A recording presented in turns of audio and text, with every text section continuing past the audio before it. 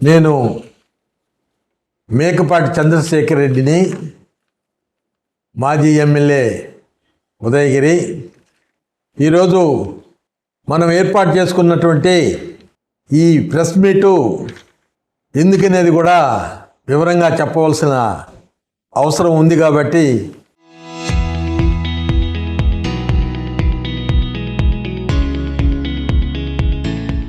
ఈ press meet ఏర్పాటు చేసుకోవడం జరిగింది. ఇందులో భాగంగా ప్రస్తుతం జరుగుతున్నటువంటి పరిపాలన అయితేనేమి, గత 5 సంవత్సరాల్లో జరిగినటువంటి పరిపాలన అయితేనేమి,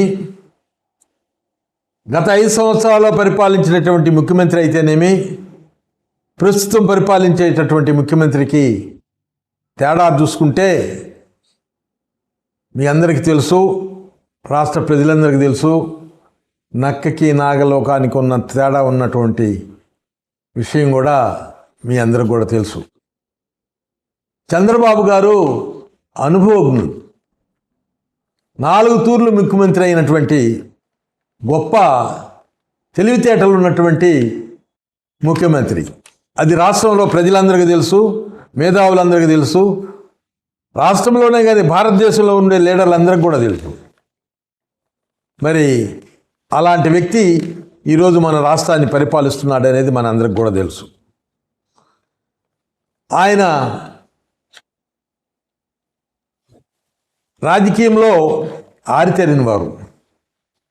గడిచిన ఎన్నికల్లో ఆయన కొన్ని వాగ్దానాలు చేశారు.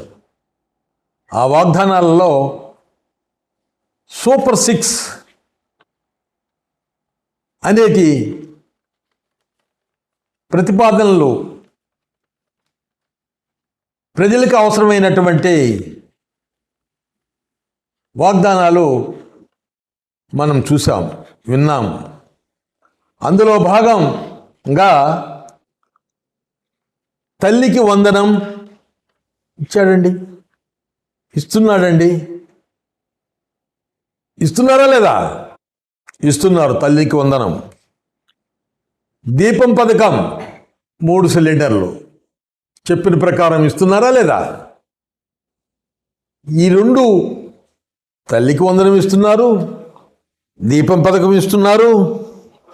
ఉచిత బస్సు ప్రయాణం, మహిళలు ఈరోజు ఆనందంగా ఉన్నారు. బస్సులో పోయేటప్పుడు అందరూ కూడా చంద్రబాబు నాయుడు గారిని తలంచుకుంటూ ఈ యొక్క ఏర్పాటు చేసినటువంటి ముఖ్యమంత్రి గొప్ప.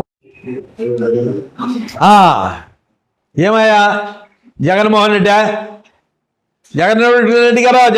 గారు మీరు మంచి మేధావులు సార్. మేధావులు అనేది ఆంధ్ర రాష్ట్రంలో ఈయన ఏ మేధావో ఏందో అనేది తెలిసిపోయింది. ఎందుకంటే మావిగన్ అన్నావు, రాష్ట్రాన్ని అమరావతిని అభివృద్ధి చేసేదానికి తోడ్పడలా. మావిగన్ అంటే ఏంటి సార్?